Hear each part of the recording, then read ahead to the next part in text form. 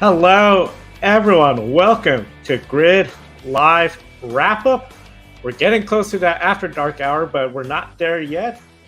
Big thank you to Kobe and Ben for still being up.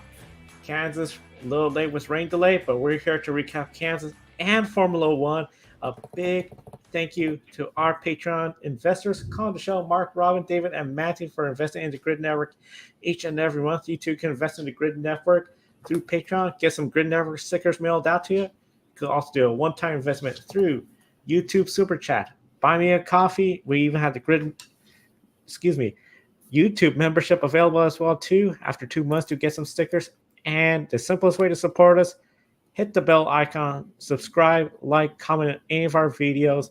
Help us share our motorsports passion with everyone out there. And of course, visit gridranking.com for all the latest articles. Matthew Bro, I know, is working hard on his article for the Grid Ranking website. Ben, one of the big stories I think everyone's going to be talking about for a long time, probably going to be a shining moment for a lot of folks, is Formula One today in Miami. That's right, Joe. It looked like it was setting up to be a potential repeat of the last 2 years and the repeat of the last several Formula One races with just a Max Verstappen cakewalk to victory, but he dominated the sprint race, so it appeared even more so that was going to be the case. Lando Norris, on the other hand, crashed out lap one, corner one. But in the main race today, everything changed. We had a sudden appearance of a safety car during pit stops that completely changed the dynamics of the race. It added an element of unpredictability and made it a thrilling, classic spectacle. Verstappen crossed the line in second. This is the first time he was not the winner in the Miami Grand Prix brief history. Lando Norris is finally a Formula One Grand Prix winner, and McLaren got to stand on the top step of the podium. It's only their second time doing so since the end of the 2012 season. Daniel Ricciardo, of course, got a win at Monza in 2021 when Lando Norris finished second in that race. Lando earns his first win on a weekend where many were commemorating 30 years since the passing of Ayrton Senna, a three-time world champion. And I know that they also dedicated this win to Jill DeFerrin, who recently passed away this offseason as well. So a very highly emotional day for Lando Norris and the entire McLaren team. Kobe, we'll start with you. How big of this? How big is this win, not just for McLaren and Lando, but for F1 as a whole? Holy cow. Can I say what a day this has been for motorsports, both NASCAR and Formula One, putting on a really great show in both events in Miami and Kansas. What a day to be a motorsports fan. But focusing on the Miami Grand Prix, I think that this is a win for everyone. It's a huge win for Lando Norris, McLaren, especially Formula One, which is honestly gotten kind of stale lately. And it really seems like that all of that fanfare that they worked so hard to earn here in the United States, especially through Drive to Survive, it's really gone down in the last little bit, especially with the races becoming more predictable, because you wake up every morning on race day and you expect to see a Max Verstappen victory every single week. So like, why would anyone want to invest their time when you already know what the result is going to be? But today was one of those rare days in this era of Red Bull and Max Verstappen domination that we actually saw a race on our hands. Luckily, with the time of the safety car, Lando Norris was able to get out front there and use the clean air to his advantage, and Max was struggling on the harder tire compound, and it was just really the perfect storm for Lando Norris to go out there and get the very first race win of his Formula One career. It's just a huge day for him, and it was a long time coming. And I know Luke Smith, journalist from The Athletic, did an interview with Lando Norris leading up to this race, with Lando talking about criticism that he doesn't fight Max enough. And reading this quote right now from Luke Smith's article, when Lando was asked about criticism about him not racing Max hard enough, he said, anytime I've not raced Max, it's because he's half a second a lap quicker. I don't want to ruin my own race when I need to, and the time comes to race him, I will 100%. And that's exactly what Lando Norris did. He took advantage of the situation, and during that final stint, he pulled away from Max Verstappen. Honestly, a lot of us probably thought, Max was going to blow by immediately, but no, that wasn't the case at all. Lando Norris straight up earned this race win, and it was very special at the end of that because he dedicated this win to the late Jill DeFerrin, and it was just an emotional scene there. Yeah, Zach Brown, this is the happiest I've ever seen him, and that whole team was just elated, and Lando getting all emotional, crowd surfing there when he was celebrating with the team. I just think that this was a huge win for the entire sport. It was a huge win for the entire sport, as you said, Kobe. You had so many great points. And one of the big things I feel, especially with this win, was this was sort of brings back that element of this is not as predictable as everyone thinks it was with the Max Verstappen Red Bull dominance. In the chat room, Adam, this is a feel-good story, first-time winner all around. I have to say, one of the big things, seeing all the drivers coming up to congratulate Lando Norris, from the two drivers on the podium, Charles Leclerc and Max Verstappen. You then had Daniel Ricciardo come out to congratulate him, Fernando Alonso, Esteban Ocon, George Russell. The respect was there. Everyone knows how much he has put in to try to get a win, come up close so many times, and finally break through, get this win in front of the crowd in Miami. We know the United States is a big market for Formula One. To have one of the more popular drivers get their first win in front of Miami, this is great for F1, the exposure, get that excitement built up, especially right here in the United States. I don't think it would have been the exact same kind of effect if he got that kind of win at Hungary, at a track where it's not exactly the best racing. But overall, I think this is just going to be something that really helps propel Formula One to that next level, because at the end of the day, I think we may have seen some weaknesses in the Red Bull. I think there could be a hope. We might see McLaren, Ferrari contend for wins a bit more, and potentially, especially for our case, and pick a winner, not everyone just picking Max Verstappen each and every week. Well, Joe, you mentioned it. The American crowd got to see a special treat today, the 114th different driver to win a Formula One Grand Prix. I'm sure there's going to be a big party going on tonight in Miami with McLaren and Formula One fans all across the city. I'm sure are thrilled with the result that we got today, and a big boost for the sport as well, like you were mentioning, Joe. And like you said, potentially game on now for Red Bull. Second time this year, but they have not stood on the top step of the podium. It's already more than we were able to say last year in 2023 when they came so close to the perfect season. Carlos Sainz breaking through in Singapore was the only time that they didn't win a race last year. Now we have two such instances, and we're not even through the first week of May yet. Now, Max was in dirty air on nearly equal tires to Lando Norris. Had nothing for the McLaren there. Like you mentioned, Joe, he was able to pull away there at the end. And we even saw Charles Leclerc putting some pressure on Verstappen for second place shortly after the safety car restart while Lando was pulling away. So, Joe, do we sometimes underestimate dirty air as the great equalizer? I know that term gets thrown around when it comes to wet weather racing and rain, but how much do you think that played a role today? And does this result, like you were saying, show the teams like Mercedes or maybe not Mercedes this year, but McLaren and Ferrari, that they can compete with Red Bull and maybe take a couple more wins this year? I do think a lot of folks underestimate it, and especially when you look at most of the time when we see the mid-pack battles, we're seeing great mid-pack battles, and it's always, well, it's the Red Bulls way out front, Ferrari or McLaren second, third, and maybe Mercedes, depending on how good of a weekend they're having. But we saw this time again, it was Lando Norris out front. Lando had a horrible restart after the safety car. I was convinced he was going to lose the lead by the time they reached the first corner, but he managed to keep the lead, and then he pulled away to get out of that DRS range over a second. That was huge. And then I just kept thinking, we'll see Max Verstappen just slowly catch up. Never did. We saw Charles Leclerc in DRS range. What this really indicated, I feel, was when it comes to up front, where you have the closest of competition, but it's just that clean air is that big of a difference, it is going to be overall something where it will produce, I think, a lot of unpredictability depending on who's leading. If you have the Ferrari up front and the Red Bulls in the dirty air, you all of a sudden not 100% comfortable in saying they're just going to work their way to the front compared to years past where we've seen Max Verstappen win this race before from ninth place. We've seen him go from back to front. He couldn't do that this time. So I'm thinking the dirty air is probably just getting worse and worse from there. This is, I believe, the second or third year with this car where they have the diffuser, try to reduce the dirty air so that way we get closer racing. The teams are going to always find ways to improve the aerodynamics.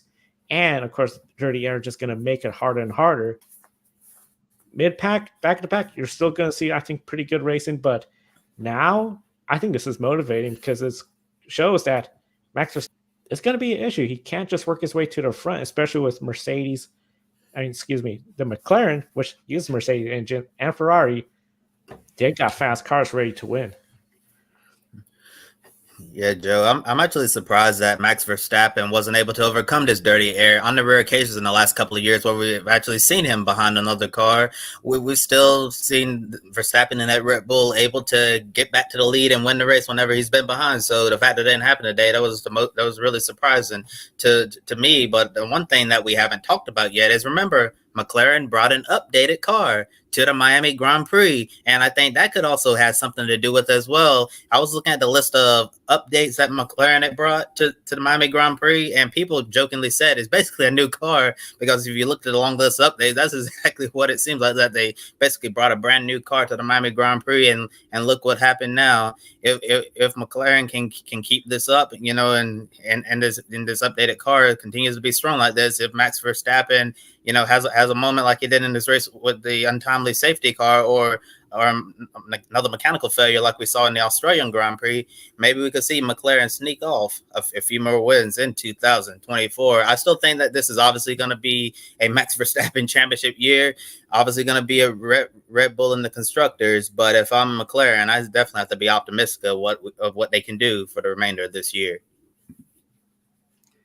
Yeah, it's all right, Joe. It's been over a decade since we were talking about McLaren being higher in the constructors than the Mercedes here. You know, even the last couple of years with Mercedes not winning the constructors, they were still in the top three. I think McLaren, I think we can now officially say, has taken Mercedes out of that big three now with how their seasons have been going. But you bring up a great point, Kobe. You know, the list of upgrades that they brought, I totally agree. It was a very long list, and you might as well call it a brand new car in many respects. With the number of upgrades they had. So I'm sure that played no small role in Lando's ability to hold Max off as well. Astral Police saying, had my eyes all misty. I'm sure you weren't the only one. Felt just as good as Christian Lundgaard getting his first win in Toronto last year. A solid comparison there over on the IndyCar side of things. Let's move on now to a little bit further back in the midfield, and a battle going on between a Haas and a Williams. This is what brought out the safety car when there was a crash involving Kevin Magnussen and the American and Floridian. Really a home race for Logan Sargent, and certainly not something that he needed with his status at the team up in the air right now. Although this one, I don't think you can blame on him. Kevin Magnussen picked up some penalty points for this. Now, he's known for being a hard racer for any position. He certainly made that clear in the sprint race yesterday as well. He said he was playing the team game, part of the plan, but I think did himself no favors for his penalty points situation as well. So, Kobe, I believe he's on 10 now. You get 12. You get a race ban if you accumulate up to 12 penalty points in your license. Where would you assess the risk that he currently runs of picking up a race ban in the not too distant future? I think Oliver Bearman needs to get ready to make his second Formula One start. I really think that, given what we've seen from Kevin Magnussen this year, I'm willing to bet that Ollie Bearman is gonna be in a Haas at some point in the not so distant future, because Kevin Magnussen, I don't know what it is this year, but he's just been extremely aggressive. This is the second time this year he's done something like this, you know, holding up lines of cars, racing really aggressive. I'm referring to what he did yesterday in the sprint race, but and then today more aggressive driving maneuvers. I can't even talk tonight. You get what I'm trying to say, but it feels like great live after dark on here.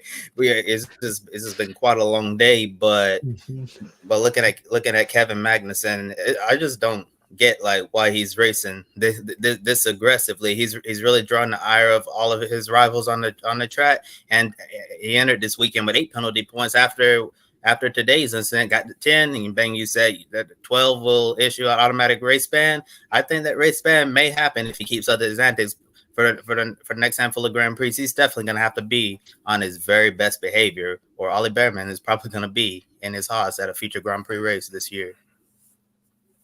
I 100% agree. I think a race ban is almost inevitable at this point. Sometimes we see hard racing, what he does in hard racing, trying to just keep that position, it's going to sometimes end up in a crash. And the result of that, potential penalty points, guess what? Race ban, Oliver Bearman, great opportunity to come back in.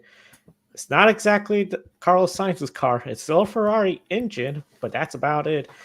So it's going to be, I think, almost an indicator of what he could do in that car potentially next year, as there's always those rumors. I gotta say though, I understand the effort of racing hard, being hard to pass.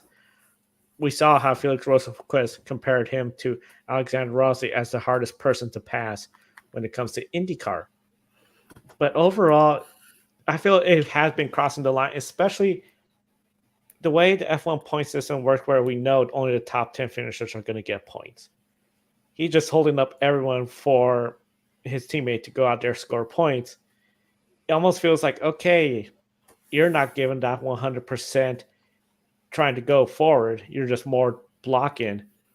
That's where I think I sort of have a little bit more of a problem with that, especially when it comes to, if this is Haas, I know every single point counts. So anytime Hulkenberg could go out there, score points, and he holds up the competition, well, that's great for Haas. Big trouble for, of course, Williams, who's trying not to be last. Alpine, which finally got points this week. I just think this is going to be one of those deals where at the end, Kevin Magnussen, I think, I would assume maybe even a driver will go up to Kevin Magnussen and is like, hey, what you're doing is getting to the point where this is crossing a line and not acceptable among the other drivers. I think David Magnussen has some history with his current teammate, Nico Hulkenberg, back from Hulkenberg's Renault days as well. So we'll see. Maybe somebody else will take issue. I think certainly some drivers have. We'll see how if it gets physical or anything like that, between the two of them. But yeah, I mean, totally agree with you, Kobe. I think Oliver Behrman certainly needs to be ready because if I recall correctly as well, I don't think those penalty points expire for quite some time on Kevin Magnussen's license. So he's got to be careful the rest of the year for sure. Now let's take a look at the teams just behind Red Bull in the constructor standings. Ferrari second, McLaren third, picking up a nice haul of points today, obviously with Norris's win. They're both comfortably ahead of Mercedes in fourth, and Mercedes maybe not as comfortably ahead of Aston Martin in fifth, only 22 markers separating those two teams. Now, Ferrari and McLaren have both won this year. They've proven they can easily contend for podiums. Mara said on yesterday's pre-race show that Mercedes are only contending for points. Look at the results that they've had so far this year. So, Joe, when you look at how close Aston Martin is, obviously how successful McLaren has been, does this success and even a win now today by a customer engine team, how much more does that spur Mercedes to look into changes after Lewis Hamilton leaves this season for 25 and beyond? Easily, I think they have to say, look, we're not where we were when we were winning Constructors' Championships, hands down, pre-2000, and essentially, before Max Verstappen's first win, 2020 back when it was just all Mercedes. This is not the same Mercedes unit. They may think they're still the same folks. They may have a lot of the same leadership people, but they got to start making some changes, I think. You cannot just design a new car and then all of a sudden be up towards the front. They got some ground to catch up with Ferrari and McLaren. They did not just overnight get 2 wins. They slowly were rebuilding those years when it was the Red Bull versus Mercedes show. Now here they are bringing the fight to Red Bull, and they're falling farther and farther behind. Really, I almost think, too, the next regulations changes is going to be their best opportunity. Start looking towards that. But overall, I think they should start considering looking into what could we do within the engineering team, the leadership team, the strategy, because you can't just keep doing the same thing over and over and hoping we get better results, because the others, they're pulling ahead. You don't want to fall further and further behind. Yeah, Joe, and that's the definition of what insanity is, doing the same thing over and over, expecting a different result. And looking to see how McLaren is doing this year compared to Mercedes, I think that obviously if you're Toto Wolff and the rest of the crew, you have to be very frustrated with how things are going. I think Mara was spot on yesterday. They're really contending for points, not even podiums, and definitely not race wins right now. And for a team like Mercedes to be struggling this much, is really surprising to see how far off they are considering the fact that Hamilton and Verstappen were going for the championship just a few years ago, and now Mercedes, it looks like a team, just trying to hold on. And I'm going to stick to what I said a little while ago on one of our shows. I think after Lewis Hamilton leaves at the end of this year, I believe Mercedes needs to, I won't say a full house cleaning, but I think they need to, make a whole bunch of changes in personnel and try to find something that works, because where the team is right now is not acceptable. You see this in sports everywhere. When something's not going right within the team, you see house cleanings, and I think Mercedes needs to make a lot of changes internally if they want to get back to where they used to be.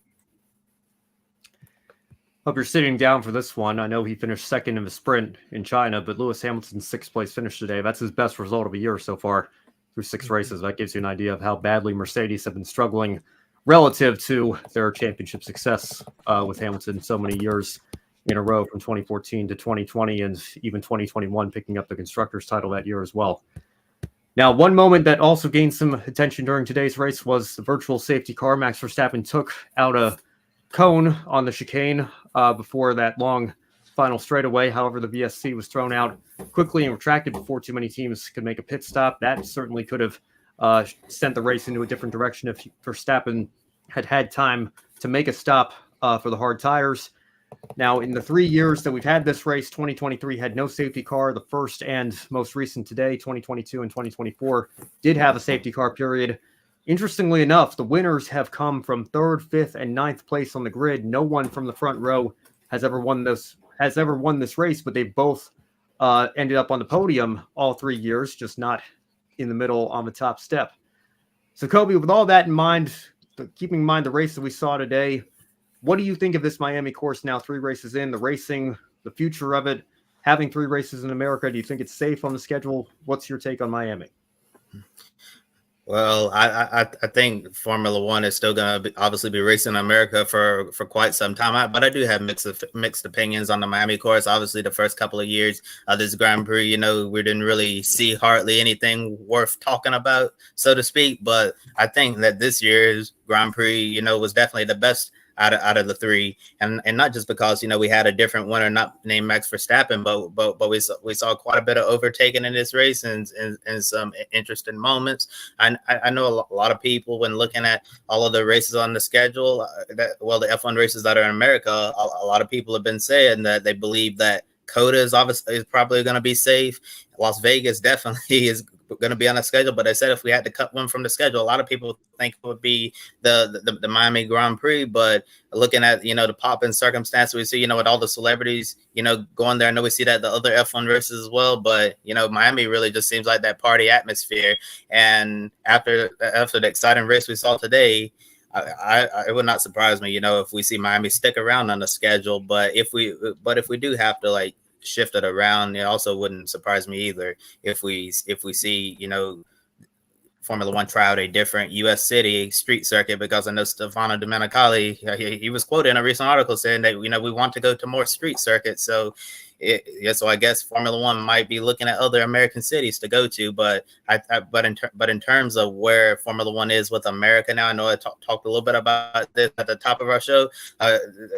The interest with American Formula One fans, it really seemed like it had been fading. But I think after today's win, Lando Norris in Miami, I think it really helps all of the people who were starting to get bored with Formula One, because Lando Norris is very popular, not just worldwide, but he's extremely popular here in the United States with American racing fans. It's been a while since I've seen so many people tweeting about Formula One at one time on my timeline on X. So it just goes to show you how many people were excited about today's race. And all those fans that have the McLaren merchandise, the orange hats, the orange shirts, we'll be seeing them all over the place tomorrow, because huge celebration for all of them to see Lando get this win. And I think Miami, now it's really interesting because, like you said, Kobe, the first couple of years I felt like this track wasn't exactly delivering. It has the unique challenges, mostly primarily built around a stadium, parking lots.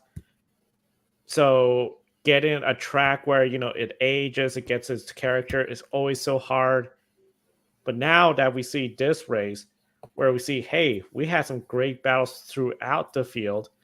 Up front, the dirty air, it made it where, it was a little bit of a follow the leader type deal. But we still had some good racing overall, including the contact that we saw with Carlos Sainz, Oscar Piastri. That was some real hard racing. Sainz handed a penalty, dropping from 4th to 5th. Overall, I think Miami, it should definitely, be around for at least another 3 more years. assuming they're going to make another 3-year deal. Then I would be really interested to see what Formula One starts thinking about. They want to do more street circuits. We know the rumors about what they've done with potentially copying the Chicago Grand Prix name. Could that be a possibility? I just feel like Miami, though, it has a vibe that is different than any of the other major cities. Maybe the closest will be Las Vegas, but of course, Las Vegas, I compare that a little bit more to Monaco, but just on a bigger, larger scale. So it's going to be really interesting to see what happens. But overall, I think Miami lived up to the hype this weekend, and potentially that hype from this year that was met could help sell tickets and get fans to Miami next year, especially ones that said, hey, I didn't go there, but I want to go there because Lando could try to make it 2 in a row next year. I think another thing that could help would be getting Andretti onto the grid in 2026, which Mario himself reiterated today in the grid walk with Martin Brundle that is still the goal for the team. I also saw him chatting with Adrian Newey a little bit. So, Kobe, I know you mentioned that on Grid Tonight. That could possibly be a wild card for where Newey might end up. Wouldn't that be something? But we'll just have to wait and see on that one. I know that there's obviously still a lot of dominoes that have to fall before we get Andretti Global onto the grid, much less than 2 years' time here. So we'll keep an eye on that. But that would certainly regain a lot of interest, I think, from the American audience that's been kind of disillusioned by that whole saga here over these last couple of years.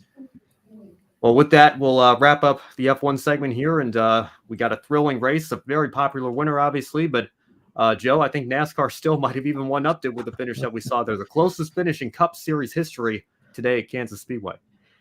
Yeah, the Advent 400 was postponed due to rain, so sort of worked out, Ben, where if everyone was watching Formula One, you could watch that, and then you could watch NASCAR right afterwards. So it really worked out for a lot of fans, and for those fans that did tune in, what a race. We were seeing some great racing throughout the field, plenty of passing, and it looked like it would become a fuel mileage race. And I got to be honest, I was thinking, I want to see this fuel mileage race play out. I want to see if somebody runs out of fuel. It looked like Martin Truex could be getting his first win of the year.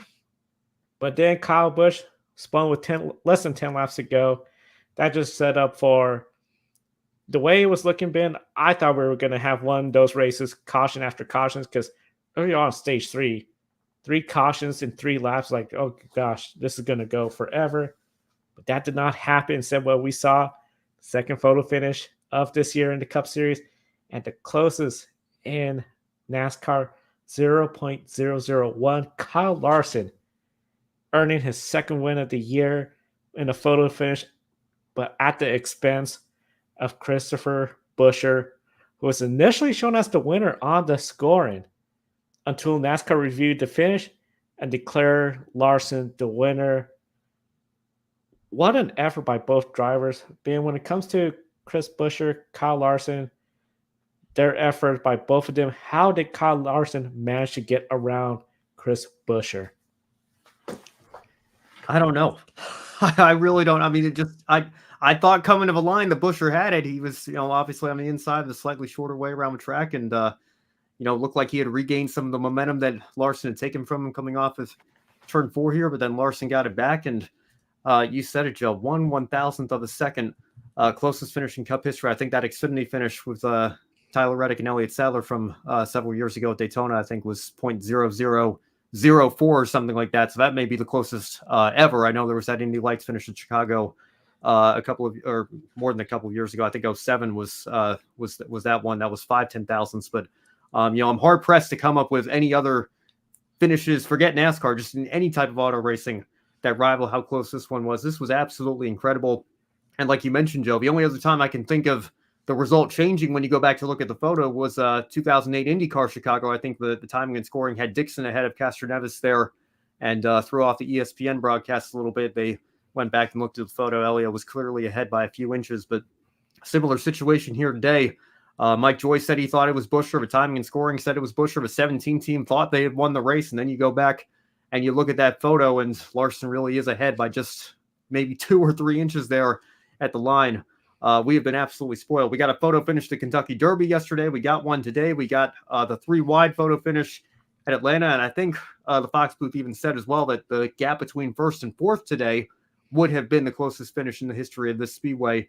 And we won up to once again with 1/1000th of a second. Almost doesn't even get closer on the timing and scoring than that. So well done, not just to Kyle Larson, but to Chris Buescher as well for putting on one heck of a show for all the fans at Kansas Speedway. I know our own Alex Anderson was there in the stands today as well. I'm sure he is thrilled that he got a treat at his home track this weekend. And yeah, I mean, there's not really much more you can say other than just an absolutely spectacular finish. And well done to those two for putting on a show.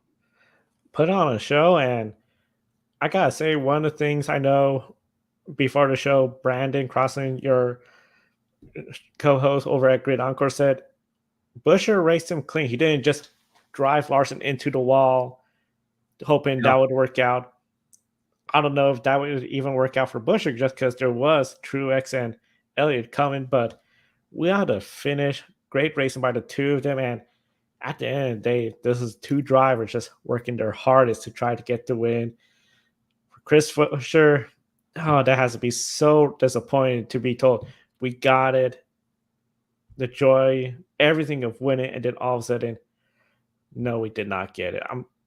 I'm glad they at least told him before he did any burnouts, or else that just been horrible. For Ford, this has to be just agonizing. It looked like they had this win, still winless.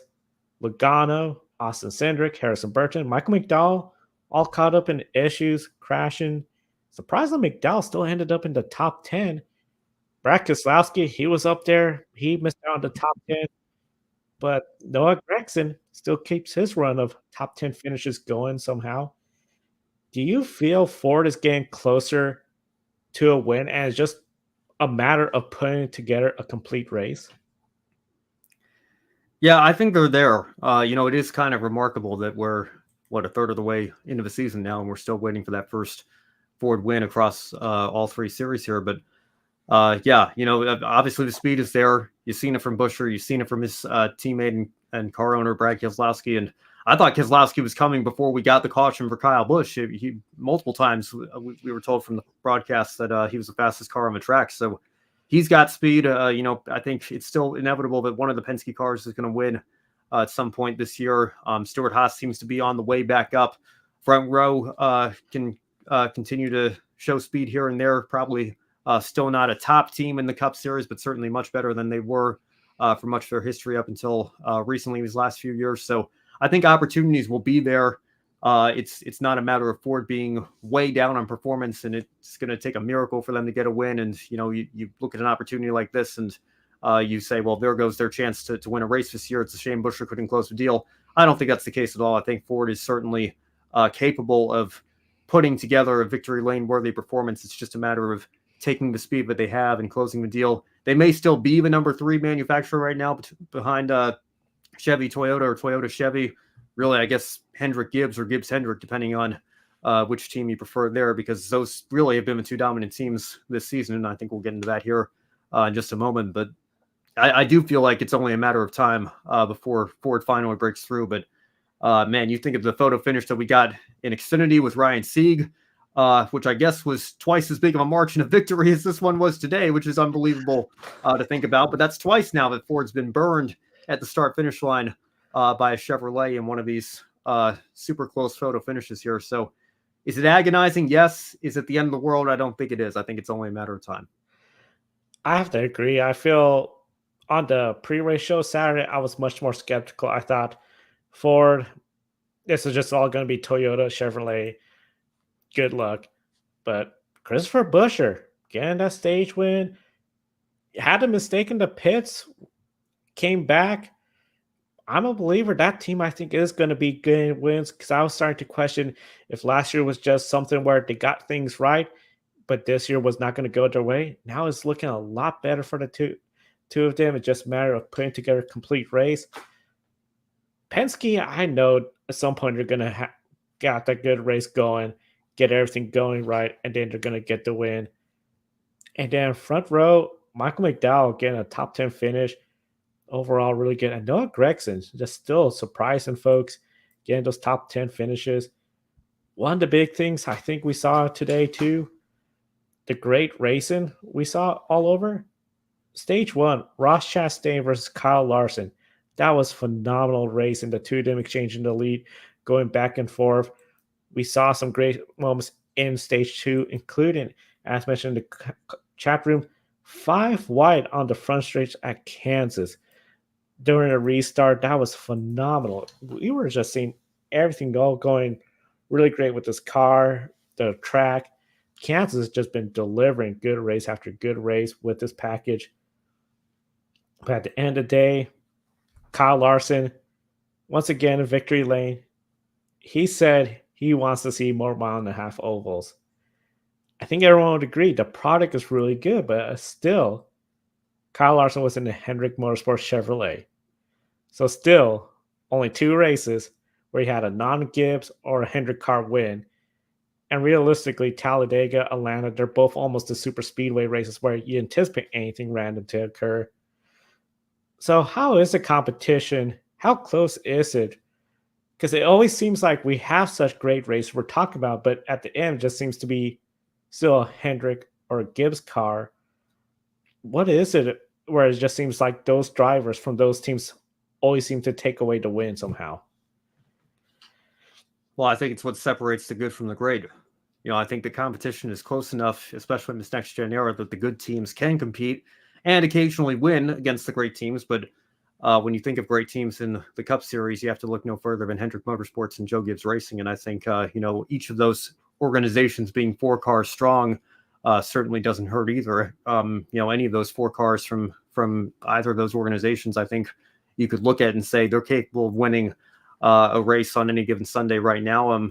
That's not to say that, there aren't drivers that are more likely within those organizations. I think Kyle Larson's more likely than Alex Bowman right now, but I don't put a win past Alex Bowman. You see him still having a good run in 7 today. I think Truex and Hamlin and Bell are probably slightly more likely than Ty Gibbs at this point. But I think, again, you want to talk about a matter of when, not if, like it is for Ford. I think Ty Gibbs falls in that category as well. So, that's 8 very capable drivers right there among those 2 different organizations that the rest of the field has to go out and beat every weekend. And as we've seen this year, quite often they're unable to do so. Now, Chris Buescher came about as close as you can come today to doing so, and just not getting the job done, coming up just short there. But, I think, again, those 2 organizations are the reference point, and they have been for many years. And, you can maybe, again, throw Penske in there with their couple of championships they've won in the last 2 seasons. But, again, they're part of the Ford camp, and Ford's still trying to break through for that win this year. So I think as of right now, despite the fact that we have very close competition, despite the fact that we have more drivers that are capable of winning on any given Sunday than we've ever had in the history of this sport in many respects, I think those are still your 2 organizations that you have to look at and say that they're going to be on their game every single weekend. Those are the 2 that we have to measure ourselves against. And Kyle Larson, Hendrick Motorsports proved it once again today. Now, let's talk about a team that is not up there exactly, but slowly working their way more and more towards the front. I'm talking about Spire Motorsports. One of the things we saw in the 3rd stage of the race was a caution early on, and this one involved Corey LaJoie and Jimmy Johnson. Jimmy Johnson checked up. Corey LaJoie was running behind him, got into the back, spun him out. Corey LaJoie also got damaged, as well as Austin Hill. Jimmy Johnson was not happy at all. Said this was just the 7 car doing what he does. Now, compare Corey LaJoie to his teammate, Carson Hocevar. At times was running in the top 10. Carson Hocevar has been really outperforming Corey LaJoie so far this year. 5 top 20 finishes and 1 top 10 compared to Corey LaJoie's 2 top 20 finishes and the lone top 10 finish at the Daytona 500. Is LaJoie's seat at Spire Motorsports one that could become less certain if he doesn't improve?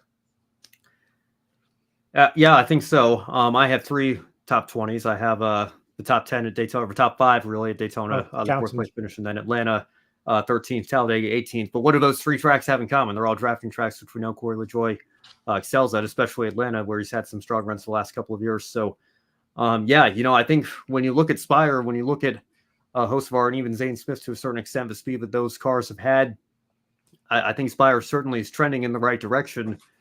You can't really say the same thing about Corey LaJoie. I think, if anything, LaJoie has maybe taken a step back this year.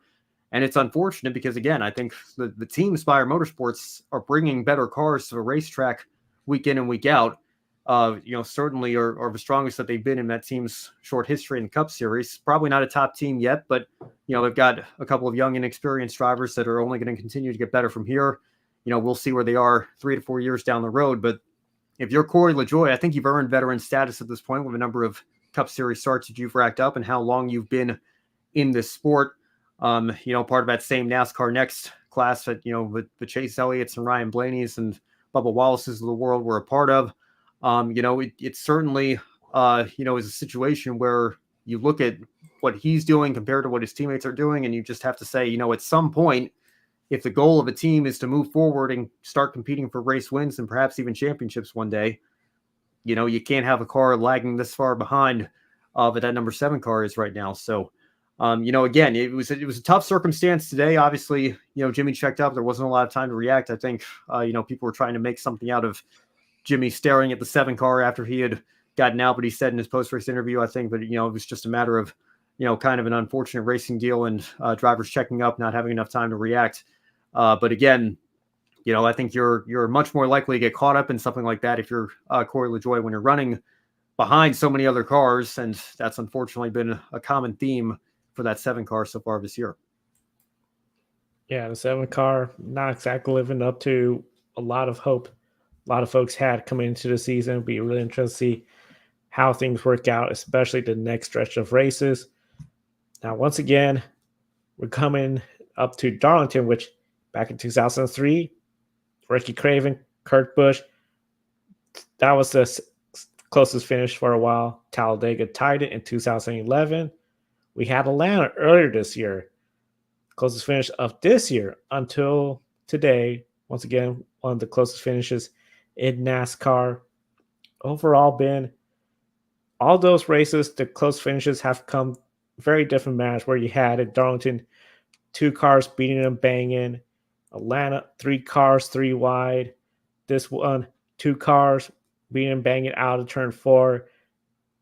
Overall, how does this finish rank up with the other close finishes in NASCAR? Well, by margin, it's number 1. We've never had a finish like this in the Cup Series, even those finishes that you mentioned, Joe. I mean, you want to speak about it, in technical terms. Like I said, that Darlington finish had, twice as long of a margin of victory as what we saw today. Atlanta 3 times as much, 3 1,000ths of a second earlier this year. So I mean, it's just, again, it's mind-boggling to think of how tight that margin is, how quick a second is when you think about it in your head, and then divide that into 1,000 different parts, and just one of those was the difference between first and second today. I will say this, though. I'm not putting the tinfoil hat on here. I think Kyle Larson won the race. I think the photographic evidence and the data proves it. But the RFK admin did bring up a good point here, I think, with how close these finishes that we're getting are. The start-finish line at Kansas, I don't know if it's painted by hand or what, but it does look like it extends out a little bit further, closer to you, I guess, if you're thinking about it coming to the start-finish line, than it does on the apron. Now, again, I think Larson is ahead regardless of where that timing line is, but the other tracks might want to take note. If we're going to keep getting finishes like this, they got to make sure that start-finish line is painted as straight as possible, because, again, the transponder got this one wrong. It said Buescher won by hardly any margin there, 1 1,000th of a second. When you look at the photograph, it's actually Larson. So, again, like I said, it was about as close to a dead heat as you could possibly get today. So I hope that all the other tracks take a good look at their start-finish line and make sure that it's there's no discrepancy there, or no opportunity for people to, be questioning the results or the integrity of these races. But, again, it was about as close as you can possibly get to, I think, it being within the point where you could have a legitimate case of a dispute here. I mean, that was just, again, an unbelievable finish. And Joe, you brought up Darlington 2003 earlier in the show, and the comparison being made there, what Brandon brought up in our chat, and maybe we'll give him a chance to talk about it on Encore tomorrow as well. But Buescher raced very cleanly, all things considered, coming to the line. I still remember Mike Joy and Larry McReynolds, Darrell Waltrip talking as they were watching that replay at Darlington in 03, asking, if Kurt Busch stay straight if he doesn't, bump into Craven coming to the line, because that's when their cars got stuck together, and that's why the finish was as close as it was. You can look at hindsight being 2020 and maybe wonder if he hadn't done that, does he beat Craven to the line, or does Craven's momentum carry forward? We'll never know for sure, but it's no matter what you try, sometimes it just isn't enough to make up such fine margins like that. Again, I don't really know what more I can say about this. I feel like I'm just kind of talking in circles at this point, but I can't help myself. It was so unbelievably exciting to see that finish, this weekend, and we've been spoiled with them in the sport this year, between Xfinity Texas Cup at Atlanta, and now today here at Kansas Speedway. The mile and a half is really putting on a show this year, and not just the reconfigured super speedway style Atlanta here. Who would have thought, thinking back to the packages we had 4 or 5 years ago in the sport, that the mile and a half would be producing racing like this? But they are, and all credit to NASCAR, all credit to these tracks and the next gen car for putting on such a great show. A wonderful race, and overall, this was just something where the racing we saw today to then have this kind of finish. Yeah, at first I was still, I wanted to see what would happen with the fuel mileage, but this made up for it. We didn't have something where we had multiple restarts and overtime attempts. This was just great restart. Buescher had the lead, just came up a little short. And like you said, he was in one of those situations where the only way maybe he could have kept the win is run Kyle Larson to the wall, but that could have just also turned him a little bit. Give the win to Truex or Chase Elliott. Just thousandths of a second. You really can't do it. Just you did your best. Came a little bit too short. And of course, for Chris Buescher, that's going to be something where hopefully it's just motivation to try to get the win the next time. I did see on Twitter X, Jeff Gluck, he has been posting on Twitter about the finish line. So I think that's in regards to what you were talking about, Ben, but I haven't looked into it too much yet. So I'm going to have to pull that up, but I think a lot of people were noticing that as well, especially since Buescher was on the apron and Larson was on the actual racing surface. So again, I think Larson won regardless. I'm not, trying to say that he didn't or anything, but it is something that we're going to have to be mindful of if we keep getting finishes like this. I will say the one thing that could have made this better, because I'm a man of consistency and principle, not a fan of overtime, I would have preferred if that caution period were 1 lap shorter and it had been a natural green, white checker finish with 2 laps to go, but didn't technically extend 1 lap past the scheduled distance. But hey, I can't complain that much after what we saw today here. It was an incredible finish. And again, like I said, all the fans in the stands that waited out this rain delay today certainly was well worth it. And they got one special treat with the finish that we saw. Definitely a great finish. And of course, we got a lot more racing next week, but we got to bring in Kobe to talk about the grid ranking for week 5. Yeah, week 5 of the grid ranking saw no changes in the top 10. Max Verstappen's score dropped because he didn't win the Miami Grand Prix. The rest of the grid ranking will be released after the show because we had to throw this all together with the NASCAR race ending very late. Lando Norris is finally a Grand Prix race winner in Formula One. His win took away valuable points from Verstappen. Max was the grid ranking world champion last year. The DNF in Australia dropped Max down, and he is slowly climbing up.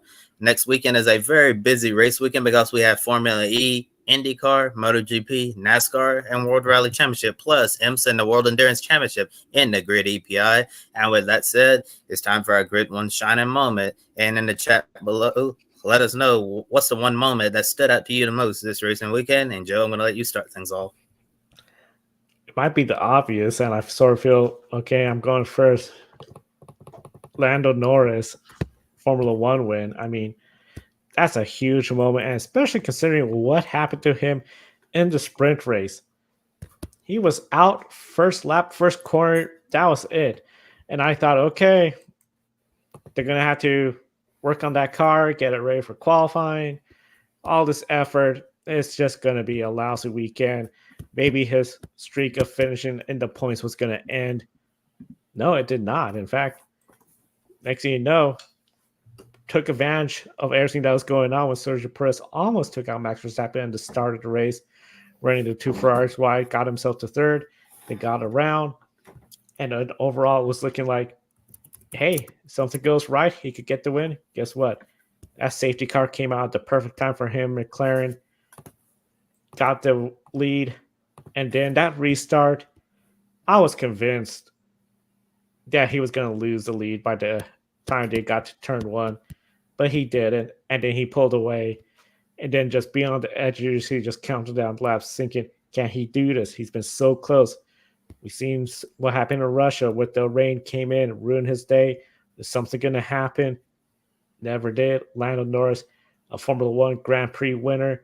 I'm glad he got his win in a Grand Prix, not in a sprint race. But now that team, Piastri, Lando, they both been on top step. This team, I think, is really going to be a contender for wins more frequently. Lando Norris, my shining moment. There's two obvious ones. Obviously, there's the photo finishers, Lando Norris win.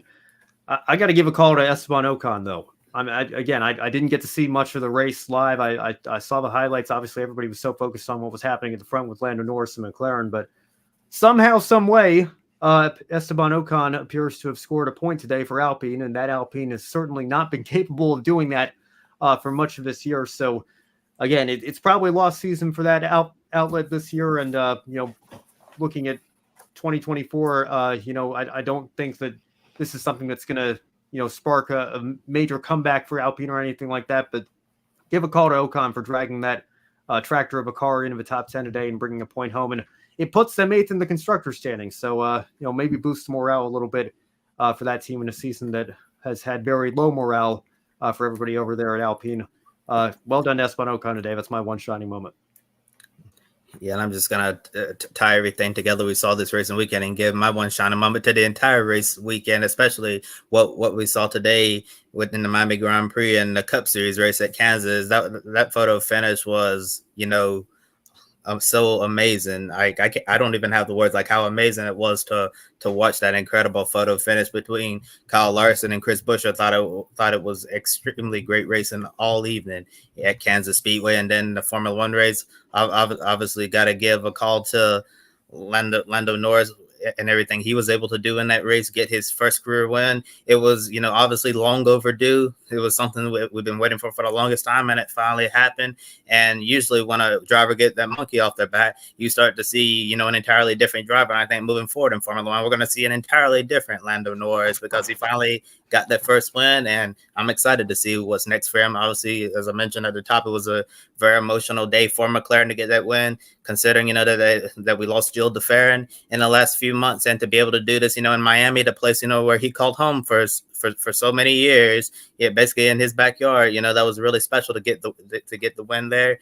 And for Lando in particular, I think that this win also silenced a lot of doubters in him, because a lot of people have been, waiting the last few seasons to see Lando get that first win and to see his teammate Oscar Piastri win the sprint race last year in Qatar. A lot of people were wondering, could Oscar Piastri, claim the number one driver status at McLaren over Lando Norris? And I know Lando has obviously gotten tired of hearing that, for the longest time. And people keep saying, when is Lando finally going to get that win? And he finally shut up all the doubters and made it happen. So really great job by Lando and the entire McLaren team. Great effort by that McLaren team. Also in the chat room, Brad Keselowski talking to Brock Beard in the garage area at Kansas about loving his YouTube channel. Of course, great channel over there, lastcar.info.com. Be sure to check it out. And be sure to check out Ben and Brand. They're going to be on the air tomorrow. Grid Encore. Kobe will be on the air Wednesday for Grid Tonight. The Women in Motorsports program. A lot to talk about from F1 Academy. And we'll do it all over again with the Grid Live weekend programs, the pre-race show, and the wrap-up show Saturday and Sunday, all right here. So be sure to subscribe, hit the bell icon so you don't miss any of our programs here. Don't forget to check out our articles, gridranking.com, and, of course, social media. The newest full Week 5 grid ranking will be posted up shortly. And, of course, thank you, calling the show, Mark, Robin, David, Matthew, for investing in the Grid Network each and every month. You too can invest in us. Get your name gold. That's the newest member of the investing team. And you could do a one-time investment through Buy Me a Coffee, YouTube Super Chat. So a lot of folks to be thankful for keeping us on the air as we talk about motorsports, one of the best motorsports weekends in a long time. Got a lot of folks signed, and next week we got even more racing, so it's going to be really exciting. For Ben and Kobe, I'm Joe. Thank you for watching today's program. We'll see you next time.